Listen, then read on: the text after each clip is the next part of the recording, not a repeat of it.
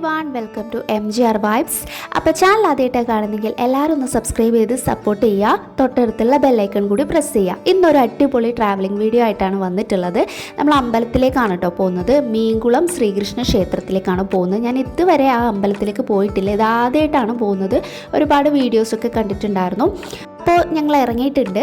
Mathamangalam Panapuzha root വഴിയാണ് കേട്ടോ പോകുന്നത്. ഞാൻ ഇവിടെ ഒരു 10 വർഷം മുന്നേ ആണ് ഈ ഒരു റൂട്ടിലൂടെ വന്നിട്ടുള്ളത്. അപ്പം ഭയങ്കരമായിട്ട് എന്നെ ഈ ഒരു സ്ഥലം ആകർഷിച്ചിട്ടുണ്ട്. അത്രയും കാം ആൻഡ് ക്വയറ്റ് ആയിട്ടുള്ള പ്ലേസ്.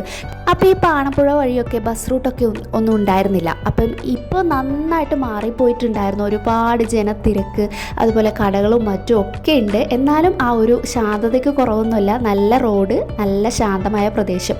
അപ്പോൾ ഈ ക്ഷേത്രം സ്ഥിതി ചെയ്യുന്നത് ഓലയമ്പാടി എന്ന് പറയുന്ന സ്ഥലത്താണ് കേട്ടോ. മാതമംഗലം ഓലയമ്പാടി എന്ന് പറയുന്ന പ്ലേസിലാണ് ഈ മീൻകുളം ശ്രീകൃഷ്ണ ക്ഷേത്രം സ്ഥിതി ചെയ്യുന്നത്. അപ്പോൾ നേരെ നമുക്ക് അങ്ങോട്ടേക്ക് പോവാം കേട്ടോ. അപ്പോൾ നമ്മൾ അമ്പലത്തിൻ്റെ വക്കിൽ എത്തിയിട്ടുണ്ട്. ഇവിടെ വലിയ ബോർഡ് കാണാം, മീൻകുളം ശ്രീകൃഷ്ണ ക്ഷേത്രം ഓലയമ്പാടി. അപ്പോൾ നിങ്ങൾക്ക് കണ്ടാൽ തന്നെ മനസ്സിലാവും, നല്ലൊരു ശാന്തമായ ഒരു പ്രദേശമാണ്. അത്രയും ഭംഗിയാണ് കേട്ടോ ഇവിടെ കാണാനായിട്ട്. ഇതിൻ്റെ ഉള്ളിലേക്ക് കുറച്ച് മുന്നോട്ട് പോകാനുണ്ട്. നമ്മളിങ്ങനെ മുന്നോട്ട് പോകുമ്പോൾ അവിടെ തന്നെയാണ് കേട്ടോ അമ്പലം കാണുന്നത്, തന്നെയാണ് അമ്പലം. അപ്പോൾ സൈഡിലായിട്ട് വണ്ടി പാർക്ക് ചെയ്തു. ഒരു 10:30 ആയപ്പോഴാണ് കേട്ടോ ഇവിടെ എത്തിയിട്ടുള്ളത്. അത്യാവശ്യം ആൾക്കാരൊക്കെ ഉണ്ടായിരുന്നു. അങ്ങനെ ഞങ്ങൾ അമ്പലത്തിൻ്റെ ഉള്ളിലേക്ക് കടക്കുകയാണ്. ഈ അമ്പലത്തിൻ്റെ ഐതിഹ്യത്തിനെ കുറിച്ചൊന്നും അത്രയ്ക്ക് അങ്ങോട്ട് അറിയില്ല കേട്ടോ. ശ്രീകൃഷ്ണൻ്റെ പാദം പതിഞ്ഞിട്ടുള്ളതാണ് ഇവിടുത്തെ കുളം എന്ന് പറയുന്നുണ്ട്. കുളത്തിലെ വെള്ളം കുറയുമ്പോൾ ഭഗവാന്റെ പാദം സാന്നിധ്യം കാണാൻ പറ്റുന്നൊക്കെയാണ് കേട്ടോ ഇവിടുത്തെ ആൾക്കാർ വിശ്വസിക്കുന്നത്. അപ്പം നമ്മൾ കയറി ചെല്ലുന്നതിൻ്റെ വലതുവശത്തായിട്ട് ഊട്ടുപുരയാണ് കേട്ടോ കാണുന്നത്. ഇവിടെ നിത്യേന ഭക്ഷണം, അന്നദാനം ഉണ്ടാവാറുണ്ട്. ഇവിടെ എങ്ങനെയാണ് തൊഴേണ്ടതെന്നൊരു ഐഡിയ ഉണ്ടായിരുന്നില്ല. ഇവിടെ കുറച്ച് ഉപക്ഷേത്രങ്ങൾ സൈഡിലായിട്ട് കാണുന്നുണ്ട്. അപ്പം നേരെ നമ്മൾ ഉള്ളിലേക്ക് കയറിയിട്ടുണ്ട്. അതിനുശേഷമാണ് ഉപക്ഷേത്രങ്ങൾ തൊഴാനായിട്ട് പോയിട്ടുള്ളത്. അങ്ങനെ തന്നെയാണോ എന്നറിയില്ല. ഇതിനെക്കുറിച്ച് അറിയാവുന്നവരൊന്ന് കമൻറ്റ് ചെയ്യണേ. അപ്പം കണ്ണനാണ് കേട്ടോ ഇവിടുത്തെ പ്രതിഷ്ഠ. തൃക്കൈയിൽ വെണ്ണ ഏന്തി നിൽക്കുന്ന കണ്ണൻ്റെ വിഗ്രഹമാണ് അകത്ത് ഉള്ളത്. അപ്പോൾ ഇതിനകത്ത് വീഡിയോസും കാര്യങ്ങളൊന്നും അലൗഡ് അല്ലാത്തതുകൊണ്ട് പിന്നെ വീഡിയോ ഒന്നും എടുത്തിട്ടുണ്ടായിരുന്നില്ല. അപ്പോൾ നമ്മുടെ കണ്ണൻ്റെ സ്ഥലം ആയതുകൊണ്ട് തന്നെ മഞ്ചാടിക്കുരുവൊക്കെ ഉണ്ടായിരുന്നു കേട്ടോ. അതാ റിച്ചൂസ് ഇവിടെ മഞ്ചാടിക്കുരു വാരുകയാണ്. അതിൻ്റെ ഇടയിൽ അവൻ്റെ കണ്ണു പോയത് ചില്ലറയിലേക്കാണ് കേട്ടോ. ഭയങ്കര ഇഷ്ടമാണ് അവന് ചില്ലറ. നേരെ അത് കൊണ്ടുപോയി ഭണ്ണാരത്തിലേക്ക് ഇടാനാണ് അവന് ഇഷ്ടം. അപ്പോൾ അതിനിടയിൽ നിന്ന് ചില്ലറയൊക്കെ പെറുക്കി കുറേ നേരം അവിടെ സ്പെൻഡ് ചെയ്തിട്ടുണ്ടായിരുന്നേ. ഇതുപോലെ നമ്മൾ ഗുരുവായൂർ അമ്പലത്തിലാണല്ലോ കണ്ടിട്ടുള്ളത്. അത് കഴിഞ്ഞാൽ പിന്നെ ഞാൻ ഇവിടെയാണ് കേട്ടോ ഇതുപോലെ ഉരുളിയിൽ മഞ്ചാടി ഇങ്ങനെ നിറച്ചിട്ട് കാണുന്നത്.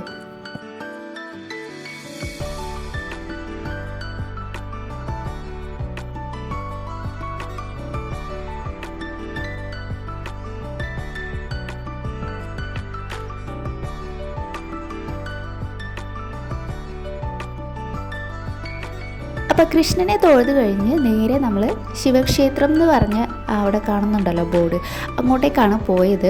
ഞാൻ കരുതി അവിടെ ശിവക്ഷേത്രം മാത്രമേ കാണൂന്ന്. പക്ഷേ അവിടെ കുറേ ഉപക്ഷേത്രങ്ങളുണ്ടായിരുന്നു. ഈ ഒരു അമ്പലത്തിൻ്റെ മുൻവശത്തായിട്ട് ഇതുപോലെ ഇങ്ങനെ വള്ളികളൊക്കെ ഉണ്ട് കേട്ടോ. പിന്നെ ഈ ശിവക്ഷേത്രത്തിൻ്റെ അതിൻ്റെ അകത്തോട്ട് പോയി കഴിഞ്ഞാൽ നല്ല കാവിൻ്റെ ഒരു പ്രതീതിയാണ് കേട്ടോ. നല്ല വള്ളികളും ഇലകളും പച്ചപ്പൊക്കെ നിറഞ്ഞിട്ടുള്ള കാവുകളുണ്ടല്ലോ, അതുപോലെ തന്നെയാണ് നമുക്ക് തോന്നിക്കുന്നത്. അതിൻ്റെ ഉള്ളിലോട്ട് നടക്കാൻ ഒരു പ്രത്യേക രസമായിരുന്നു.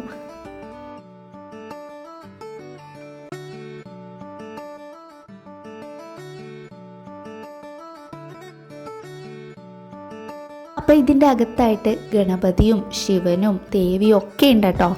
അപ്പം ഞങ്ങൾ ഓരോ സ്ഥലത്തായിട്ട് ഇങ്ങനെ തൊഴുതുകൊണ്ടിരിക്കുകയാണ്.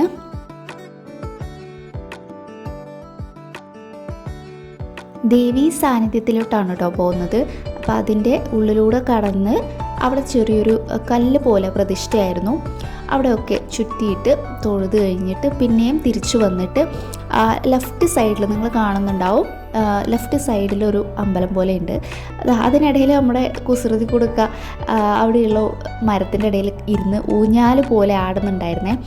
അപ്പോൾ അവിടെയും തൊഴുത് അതിൻ്റെ സൈഡിലൂടെ പുറത്തേക്കുള്ള വഴിയുണ്ട് കേട്ടോ. ഈ സൈഡിലൂടെ ആയിരുന്നു പുറത്തേക്കുള്ള വഴി. ഇതിലൂടെ ഇറങ്ങി ഞങ്ങൾ പുറത്തേക്ക് നടന്നു. അപ്പം ഈ ഒരു സ്ഥലം കാണുമ്പോൾ നിങ്ങൾക്ക് തന്നെ മനസ്സിലാവും അത്രയും രസകരമായിരുന്നു കേട്ടോ. പിന്നെ അവിടെ നിന്ന് ഇറങ്ങി നേരെ ഈ ആൽമരത്തിൻ്റെ സൈഡിലൂടെയാണ് വന്നത്. ഇവിടെ കുളം ഉണ്ട് കേട്ടോ, ഇതാണ് മീൻകുളം. അപ്പോൾ ഇതിനകത്ത് നിറയെ മീനുകളായിരുന്നു. പെട്ടെന്ന് പ്രത്യക്ഷത്തിൽ നോക്കുമ്പോൾ നമുക്കതിൽ മീൻ ഉണ്ടോയെന്നൊന്നും തോന്നില്ല. അപ്പോൾ ആൾക്കാരൊക്കെ പോകുന്ന വഴിയിലൂടെയാണ് കേട്ടോ നമ്മൾ പോകുന്നത്. എങ്ങോട്ടാണ് പോകേണ്ടത് നമുക്ക് പ്രത്യേകിച്ച് ഐഡിയ ഒന്നും ഉണ്ടായിരുന്നില്ല. ഇവിടെ കാലൊക്കെ കഴുകിയിട്ടാണ് ആൾക്കാർ പുറത്തേക്ക് വരുന്നത്. അപ്പോൾ ഇതിവിടെ ഇറങ്ങി കാല് കഴുകി അതിൻ്റെ ഇടയിലാണ് മീനുകളെ കണ്ടത്. അപ്പോൾ റിച്ചൂസിൻ്റെ മീനെ കണ്ടപ്പോൾ അത്ഭുതമായിരുന്നു. അപ്പോൾ കുഞ്ഞു കുഞ്ഞു മീനുകളായിരുന്നു ആദ്യം കണ്ടതേ. അപ്പം ഞാൻ കരുതി അത് മാത്രമേ കാണത്തുള്ളൂ. പക്ഷെ കുറച്ച് സൈഡിലോട്ട് നോക്കിയപ്പോഴത്തേക്ക് ഇതാ കിടക്കുന്നു വലിയ വലിയ മീനുകളുണ്ടായിരുന്നു കേട്ടോ അതിനകത്ത്.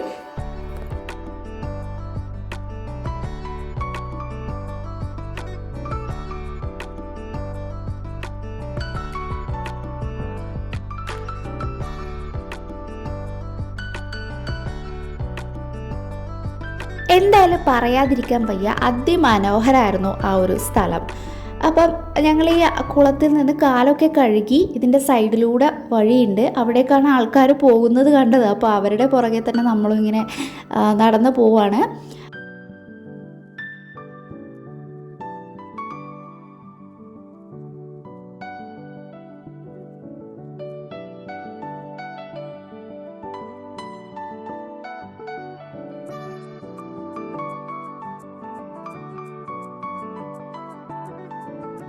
ഇവിടെ നിന്ന് നടന്ന് നേരെ ചെല്ലുന്നത് ഒരു ചെറിയൊരു ഉപക്ഷേത്രത്തിലേക്കാണ്. ഇവിടെ പണി പുരോഗമിച്ചുകൊണ്ടിരിക്കുകയാണെന്ന് തോന്നുന്നു. ഇതിനകത്ത് പ്രതിഷ്ഠയൊന്നും ഇല്ലായിരുന്നു. എല്ലാവരും നോക്കുന്നതാണ്, ഞാനും അകത്ത് നോക്കി തൊഴുതു. പക്ഷേ പ്രതിഷ്ഠയൊന്നും സ്ഥാപിച്ചിട്ടില്ല, പണി എടുത്തുകൊണ്ടേ ഇരിക്കുന്നതേ ഉള്ളൂ. അപ്പോൾ ഇതൊക്കെയാണ് കേട്ടോ നമ്മുടെ ഈ ഒരു മീൻകുളം അമ്പലത്തിൻ്റെ വിശേഷങ്ങൾ. അപ്പോൾ ഇത്രയേ ഉള്ളൂ. നമ്മൾ അടുത്ത ഒരു അടിപൊളി ട്രാവലിംഗ് വീഡിയോ ആയിട്ട് വരാം. ഇവിടെ നിന്ന് നേരെ നമ്മൾ പോയത് കാരക്കുണ്ട് വാട്ടർഫാൾസിലേക്കായിരുന്നു കേട്ടോ. അപ്പോൾ അതിൻ്റെ വീഡിയോ നെക്സ്റ്റ് ഞാൻ അപ്ലോഡ് ചെയ്യുന്നതായിരിക്കും. എല്ലാവരും സപ്പോർട്ട് ചെയ്യുക, സബ്സ്ക്രൈബ് ചെയ്യുക. നെക്സ്റ്റ് നമുക്ക് വെള്ളച്ചാട്ടത്തിൻ്റെ വീഡിയോ ആയിട്ട് വരാം. അതുവരെ ബൈ ബൈ.